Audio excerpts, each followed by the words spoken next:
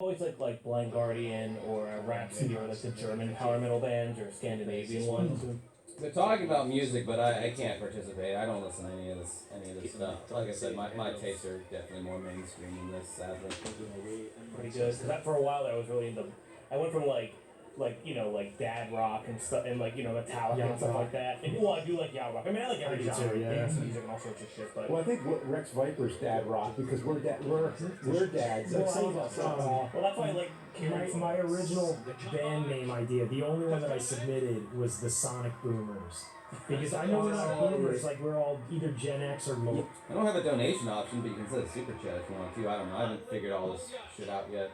For as much as I'm called a grifter on certain subreddits, I sure don't go out of my way to grift very hard. Maybe I'm grifting wrong. I don't know. But my idea was it works because we're all older dudes on the internet, kind of like 30s, 40s, or whatever, and then we're playing music from the 80s most of the time, but also Guile and Street Fighter and everything. That was my idea. That was I think your album could be called the Sonic Boom. Yeah, that's true too. Yeah, it could be used at some point. That's what I love about I think there was a band called that too. Oh, okay. Or something. I thought it was too specific to Street Fighter, but that's funny because Adam said that the other day because me and Adam got together recently to practice some of these, and we were able to get through most of them. Minor fuck ups here and there, but like.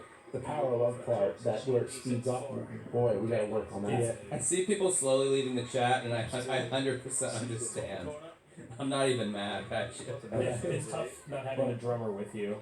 Yeah, so Adam said, "Oh, we're kind of like dad rock," and I think we meant like the songs literally our dads, but that were like older too. It's cool because what I really like about this is that like if I did this band in my 20s, it would have been a lot more more was how do I say like more was dependent on, or I feel like it was more urgent.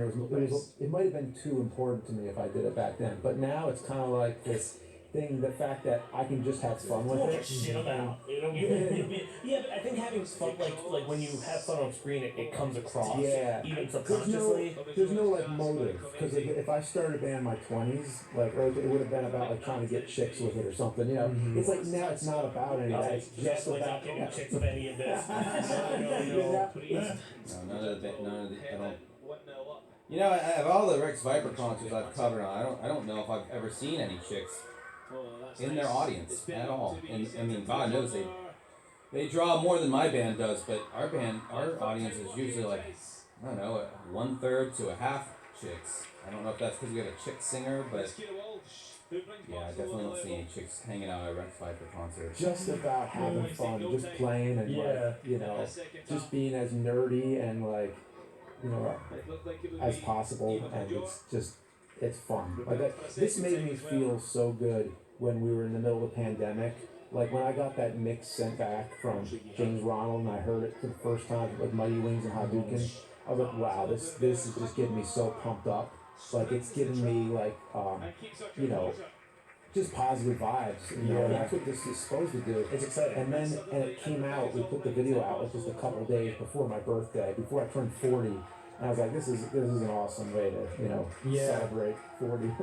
Yeah, well, you just turned 41, right? Yeah. A few weeks ago. Well, it was the 20th anniversary of my 21st birthday. I like that. That was a really good way to look at it. Yeah, my 21st birthday. Shortly after, it wasn't the exact day. It was I went to Ozfest 2001. Nice. My first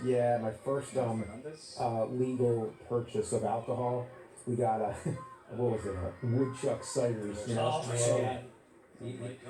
He got a cider for his first legal alcohol. Okay, that tells me a lot. Drank way too many of them. All that sugar. Now I think about it. Geez, no wonder I had a headache. I went first legal purchase because who's ever first beer was when they were 21. Well, they also moved the dates in America from 18 to 21, and I feel bad for James since he's in a sexless marriage. God damn, it's brutal. Depending on the I didn't say that. Someone else did. State and stuff. Well, I mean, I was drinking. I was not drinking before. I wasn't drinking 421. Why would I ever do that? The Narcs are watching. It doesn't matter, but I mean, no. Yeah, I actually agree with Justin. Like, seriously, what are you gonna, like, why are you being like, oh, I didn't drink before 21? What are you talking about? Like, pretty sure you're good, bro. I mean, like, I was probably, I think it was 19, actually. Yeah, I just remember we drank in the parking lot. We went in and Slipknot was playing that night right before Black Sabbath, the original Black Sabbath. It was my second time seeing both of them, actually. Probably beats James. Because Slipknot was on Ozfest 99. I saw Sabbath then. 2001, I remember that was the first time really just standing there the whole time and watching Slipknot, not just going back and forth between like the two stages, because they were on the main stage that year. For anyone who cares, they made Squirt Zero Sugar again at my local Publix, so now it's Beer Squirt Vape again. That's an old school thing on my screen that only 3 of you will get. Here, right before.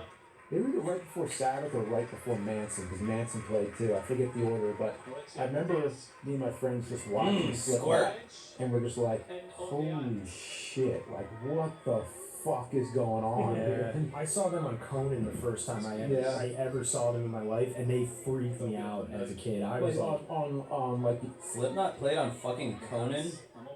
God, I do not see Slipknot playing on a late night TV show of any kind, but I guess if they were to play on any late night talk show, it would be Conan, because he was the most open to bands like that. You went to the Conan show? No. I watched them on TV on Conan, and that was the first time I'd ever seen them in my life. Oh yeah. And I remember, back then everybody's like, they're Satan band, and all this stuff. And now it's like, now Corey Taylor, and he's a dad, and he's just this nice guy and everything. And he did a really cringy video on Doug Walker's channel when they made fun of The Wall, one of the most beloved albums by Pink Floyd, with this really shitty video with Doug Walker's shitty parodies. Yeah. That's what Corey Taylor did, 5 years ago at this point? Yeah. Back then they were like the most evil dudes ever. I think, the only people that liked them were like the messed up kids or whatever. Like you were, Well, I mean, first it was, Alice Cooper was like the evil,